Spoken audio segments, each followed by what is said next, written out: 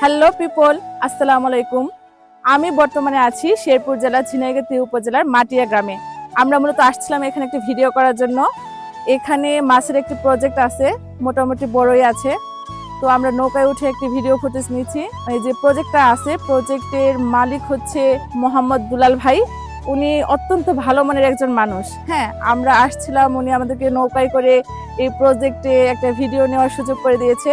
এমনকি ভিডিও শেষে আমরা চলে যাব, উনি আমাদের ডেকে বলছে যে আপা, আমাদের প্রজেক্টের পাশে লাইনে সারি সারি লেবু গাছ লাগিয়েছি, অনেক লেবু আছে, আপনারা ইচ্ছে করে লেবু নিয়ে যেতে পারেন। প্রজেক্টটা দেখতে যেমন সুন্দর, প্রজেক্টের পাশেও আমি লক্ষ্য করলাম সারিবদ্ধ করে এখানে লেবু গাছ লাগানো হয়েছে, পেয়ারা গাছ লাগানো হয়েছে, পেঁপে গাছ লাগানো হয়েছে।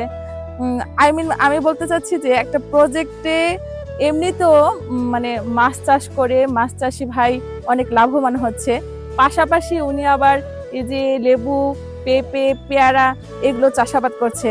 হ্যাঁ, আমার কাছে এই জিনিসটা সত্যি খুব ভালো লেগেছে, তাই আপনাদের মাঝেও আমি বিষয়টা শেয়ার করলাম। আপনাদের কাছে বিষয়টা কেমন লেগেছে কমেন্টসে অবশ্যই জানাবেন। আল্লাহ হাফেজ।